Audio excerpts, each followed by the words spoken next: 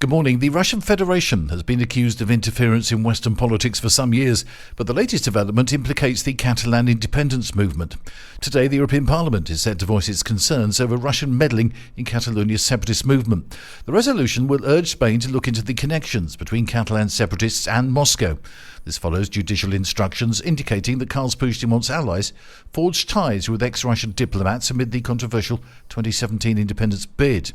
The European Parliament expresses deep concern over the alleged relations between the Catalan secessionists and the Russian administration. The document calls on judicial bodies to effectively investigate the connections of members of the European Parliament allegedly associated with the Kremlin and Russia's attempts at destabilisation and interference in the EU. This veiled reference points to the former Catalan president and current MEP without naming him directly. It also criticises attacks against judges investigating the ties between Catalan separatism and Russian intelligence.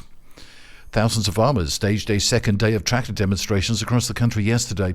The protest led to several national highways being blocked. Access to the port of Castellón and Jerez Airport were also temporarily cut off. 1,000 tractors were also reported to have been heading slowly towards Barcelona city centre, causing major traffic jams. The demonstrations are expected to continue over the coming weeks, with a major protest in Madrid planned for the 21st of February. Spain has just experienced its warmest January since current records began back in 1961, so AEMET said yesterday, after temperatures neared 30 degrees Celsius in some regions.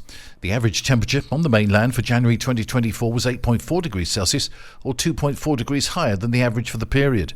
Temperatures reached or exceeded 20 degrees Celsius last month in nearly 400 weather stations, or nearly half the country's total. Temperatures rose to 29.5 degrees Celsius in Valencia, 28.5 in Murcia, and 27.8 near Malaga, levels usually seen in June.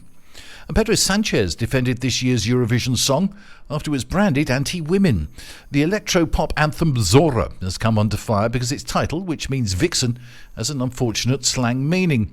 But Sanchez dismissed the criticism, saying the song challenged sexist stereotypes. The song Zora is performed by Nebulosa, a duo from Ondara on the northern Costa Blanca. The EBU, which organises Eurovision, has confirmed the song does not contravene its ban on lyrics that could bring the contest into disrepute. That's the latest from TRE. I'm Bob James.